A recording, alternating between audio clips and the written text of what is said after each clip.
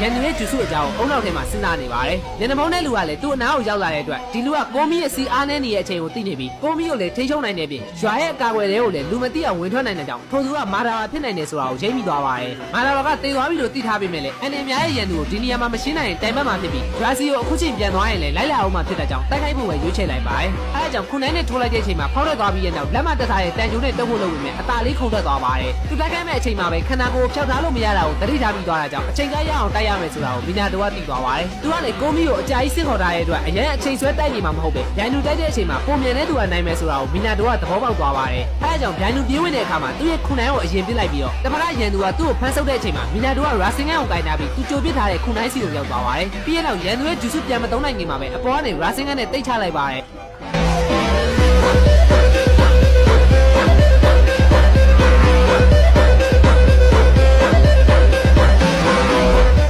ဖောင်အတင်းနဲ့ထွက်လာတဲ့နိုင်ရီတို့ကြောင့်ဘရူတိုရောဆာစကဲပါအံ့ဩသွားကြပြီးများပြားလာတဲ့ချာကရာတွေကြောင့်အီရှီကီပါအနှဲငယ်လန့်သွားခဲ့ပါတယ်။သူ့ကိုတိုက်ခိုက်နေရင်တော့ဘရူတိုကိုဘေကင်းရရွှေ့ပေးလိုက်ပြီးအီရှီကီရဲ့တိုက်ခိုက်မှုတွေကတစ်ချက်မှမထိတော့တဲ့ပြင်နိုင်ရီတို့ရဲ့တစ်ချက်ကအရင်ထက်အများကြီးပိုအားကောင်းလာတယ်ဆိုတာရိပ်မိသွားပါတယ်။ဒီဆွမ်းအားကိုဘီရီယွန်မောလို့ခေါ်ပြီးအသုံးပြုသူရဲ့ချာကရာနဲ့ life force တွေကိုတက်တမ်းမကုန်မချင်းကုန်ကျန်းအနေနဲ့အဓိကလောင်ကျွမ်းအသုံးပြုတာဖြစ်လို့မလိုအပ်တဲ့ဂျူစုတွေအကွက်တွေထုတ်မသုံးမှသာဒီဘီရီယွန်မောကိုအချိန်ကြာအသုံးပြုနိုင်မှာဖြစ်တဲ့အကြောင်းခူရာမာကပြောပြလိုက်ပါတယ်။နိုင်ရီတို့ကိုတစ်ချက်မှတော့ထိအောင်မထိုးနိုင်တော့တဲ့အီရှီကီကလည်းဒေါသထွက်လာပြီးနိုင်ရီတို့ကသူ့ရဲ့လေးလံလာပါတယ်ဆိုတဲ့ကုပါတုံးတွေကိုတော့အသာလေးပြန်ပြပြနေရဲ့ပြင်သူ့ထက်လုံးဝမြန်တဲ့အချိန်နဲ့တက်ခိုက်နေရကြောင်းမယုံနိုင်လောက်အီရှီကီကိုကအသာစီးရနေတဲ့နိုင်ရီတို့ဂျူစုကဘာလဲဆိုတာဆာစကဲလည်းစဉ်းစားမရဖြစ်သွားခဲ့ပါတယ်အနာကတ်ချင်တဲ့အီရှီကီကမျက်ခွက်ကိုအားရပါရအထိုးခံလိုက်ရပြီးရှရင်ငင်းနဲ့တောင်မနဲ့လိုက်ကြည့်ရတဲ့တုတ်ချောင်းတွေကိုနိုင်ရီတို့ကလက်နဲ့အသာလေးဖမ်းပြနေရဖြစ်ပါတယ်အီရှီကီကဒီလောက်ကြီးမားတဲ့အစွမ်းကိုနိုင်ရီတို့ဘယ်ကရလာမှန်းမသိတဲ့အတွက်ဒေါပလာခဲ့ပြီးလူသားစနိမ့်သရဝါတွေလုံးဝမရှင်းနိုင်ပါဘူးဆိုတဲ့အိုဆူဇူကီမျိုးနဲ့ဝင်တယောက်ကိုတဲအိတ်ထိုးသလိုစိတ်ကြိုက်တမနေရဲ့ပြီးသူ့ကိုကြတစ်ချက်မှပြန်ထိခိုက်အောင်လုပ်လို့မရသေးရကြောင်းအီရှီကီလည်းတဖြည်းဖြည်းနဲ့အသေးခိုက်လာခဲ့ပြီဖြစ်ပါတယ်နိုင်ရီတို့ကတော့နတ်ဖျားပါဆိုတဲ့ကောင်ကိုလုံးဝနားကျိတ်မပေးပဲပဲပဲနဲ့တစ်ချက်ချင်းအကြိုက်ပစ်ထည့်ပေးနေပြီးသူ့ရဲ့ signature racing gun ကိုလည်းတစ်ခေါက်လောက်စားခိုင်းလိုက်ပါတယ်ချီကီကတော့လက်ရှိအချိန်မှာပြင်းရင်ပြေးမပြင်းရင်ခွေးဆိုတဲ့အနေအထားရောက်တော့မှဖြစ်ပေမဲ့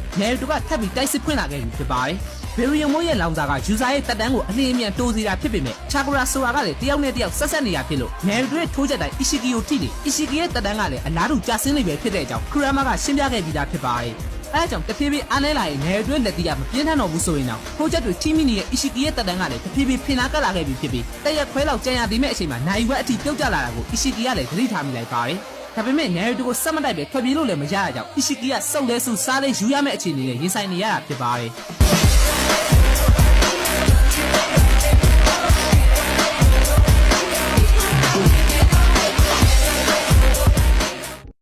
်ပေါ်ကီယိုပါတစ်ချက်တည်းနဲ့ဆုံးမပေးလိုက်တာဖြစ်ပါတယ်။ပြီးရင်တော့ဆာရတာကိုပြစ်တတ်ဖို့ထက်လုံနေတဲ့အတွက်ဘိုလူတို့ကတားလိုက်ပြီမဲ့အကုန်လုံးအင်အားမကျန်တော့တဲ့အနေအထားမှာဘာမှမတတ်နိုင်တော့ပဲဘိုလူရဲ့ကြီးမားတဲ့လက်တီးချက်တွေနဲ့ဖက်ဖက်ဆက်ဆက်ထိုးချက်တွေအောက်မှာဘိုလူတို့ကရှင်းသမျှအယိုးကျပြီးပြားချက်သွားတော့မှာဖြစ်ပါတယ်။ဒါပေမဲ့ရုပ်ရည်ဘိုလူတို့ကပျောက်သွားခဲ့ပြီးဩဇာညောင်းတဲ့အတန်တခုဗျာခုကတစ်ဖက်ဂျိုတီချောင်းနဲ့အိုဆူဆူကီမိုမိုရှိကီကအိုထင်ပြလာခဲ့ပြီဖြစ်ပါတယ်။ဘိုလူရဲ့လက်ကချက်ချင်းဖြစ်စည်းခံလိုက်ရတဲ့အပြင်ဘိုလူတို့ရဲ့အင်အားနဲ့လုံးဝမတူတော့ပေမဲ့ချာကရာလည်းမကြံတော့တာကြောင့်အနားမှာရှိနေတဲ့ကိုမင်းဂျီဂျူရီကီနယ်ဒိုစီကနေယူသလောက်ဆုပ်ယူလိုက်ပါတယ်ပြီးရင်တော့သူ့ကိုယ်သူနတ်ဖျားရဲ့အရွေးချက်ငံလို့ပြောနေတဲ့ဘိုလိုကိုတစ်ခက်နတ်ဖျားနင်းနီးအစွမ်းဆိုတာဘာလဲတိအောင်ပြပေးလိုက်ပြီးမီဆူကီနဲ့ဆာရတာကလည်းအဲ့ဒါကိုတွေးလိုက်ရတဲ့အချိန်မှာမမိုရှိကီကဘိုလိုတို3နှစ်ကြာရာစင်ကန်ကိုထုတ်သုံးလိုက်ပါတယ်ဘိုလိုတိုရဲ့ခါမှာကဒီလောက်ထိမဖွင့်ပြသေးဘူးလို့ပဲတည်ထားတာဖြစ်တဲ့အတွက်ဘိုလိုကခါရှင်းကိုကြီးသူ့ကိုတပတ်ရိုက်သွားပြီဆိုတာတီးလိုက်တဲ့အချိန်မှာပဲမမိုရှိကီရဲ့အီယာမရာစင်ကန်ကြောင့်အမိတ်ဆက်သဘောနဲ့ကိစ္စချောသွားခဲ့ပြီဖြစ်ပါတယ်